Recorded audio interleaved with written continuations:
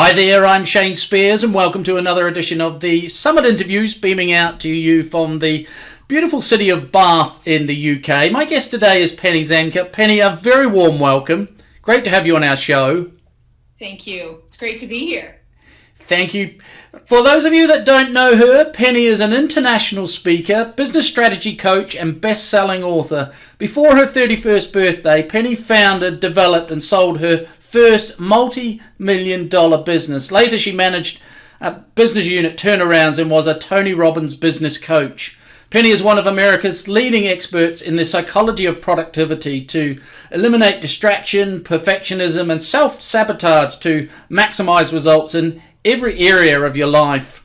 Over the past 2 decades, she has coached thousands of entrepreneurs, executives, and business leaders to do the same. Penny's book, The Productivity Zone, was an instant Amazon bestseller, and her TEDx, The Energy of Thought, has gained attention around the world. Her engaging, inspiring, and interactive talks teach people to think and act more strategically. Penny has featured on NBC News, Forbes, Inc., ESPN, and Wharton Business Radio, among others. Wow. Brilliant. Penny, the title of our interview today is The Productivity Zone. With 5 minutes for the interview. If you're ready, I'll start the clock. I'm ready. Let's go. Let's go. So, what is the productivity zone? Well, the productivity zone is where efficient and effective meet, right? Because we can be efficient. Productivity isn't just about speed, because we can make mistakes and there can be a whole bunch of things that can be challenged with speed and not be as effective. So we want to be both, right? And we can be effective but not have it at the right speed. So we want to meet in the middle, and be in that zone where we're both efficient and effective. And what keeps us from being in that zone? Well, I give them two names. If we're not in the zone, you imagine a bell curve, and I position this in the book. It doesn't actually act as a bell curve, but it's the shape that in the center is the zone, and what is outside is really distractions. Right. Distraction is the number one killer right now of our productivity, and that distraction is stress, right? Whether it's mental, whether it's physical, or whether it's environmental, right? There's different things that are keeping us distracted with all the information that's going around, right, and all the things that we're not able to let go of in our head. Okay. So what are some of the things we can do? What are some of the tips we can eliminate those distractions, if you like? Well, one of the reasons why we're challenged with being distracted all the time is that, busy is a lack of connection, right? Is we're not really as connected to each other and to the goals that we have as we need to be in order to block out the distractions. I mean, anybody who's coming up on a vacation time, they know that they're able to say no and they're able to organize themselves and stay focused. Yeah. Why is it that in that 1 week period before vacation you can do it, but all other times you can't? Yeah. And so I call it focusing on your GPA. We learned it in school, right? You want the best GPA possible. And the G stands for goals, right? You want to focus first and be very clear on what our goals are and really connect to why those goals are important. Yeah. And then we want to set priorities. What are the priorities that are going to help us? That's the P, that are going to help us stay aligned and meet those goals efficiently and effectively. And then lastly, the A is the actions that we need to take that are in alignment with our priorities and that are in alignment with our goals. And when those are aligned, we're going to get the best GPA possible.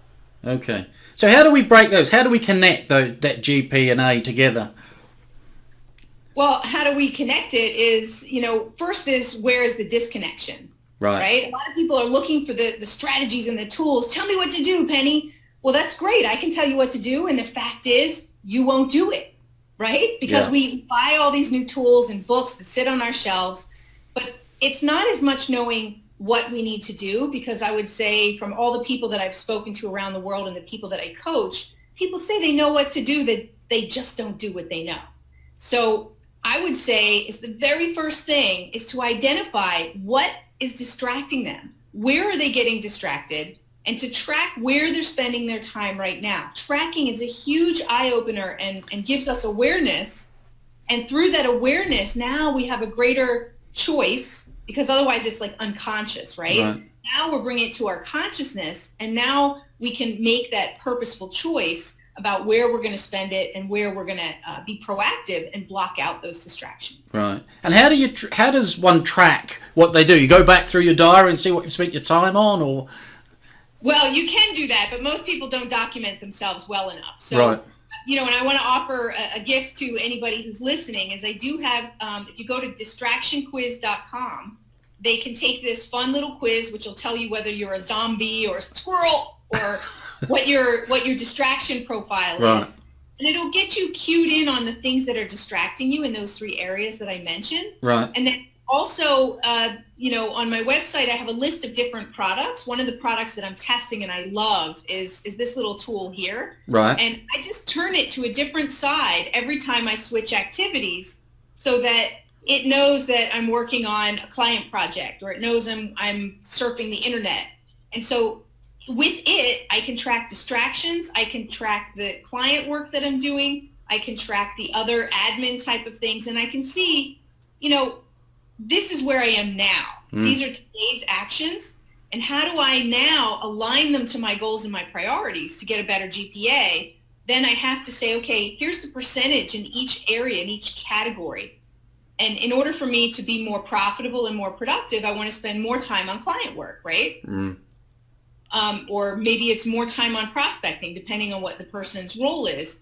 And then they can say, well, here's the percentages of time I need to be spending in each of those categories. And then they can close that gap consciously. Right. Wow. Does that make sense? Yeah, that makes sense. That makes lots of sense. And we've just come to the end of our time. So thank you for that. Folks, for more resources, check out Penny's website, www.tugofwarwithtime.com. The link will be below the video. Penny, thank you for that. Brilliant. My pleasure. Thanks for having me. Thanks for checking out our Summit Scale podcast. If you like what we're doing here, please head over to iTunes and subscribe, rate us and leave a review. It's very much appreciated. And if you want to learn more about the work we do or are looking for a load of free resources to help with scaling your business, check out our website, www.summitleader.com.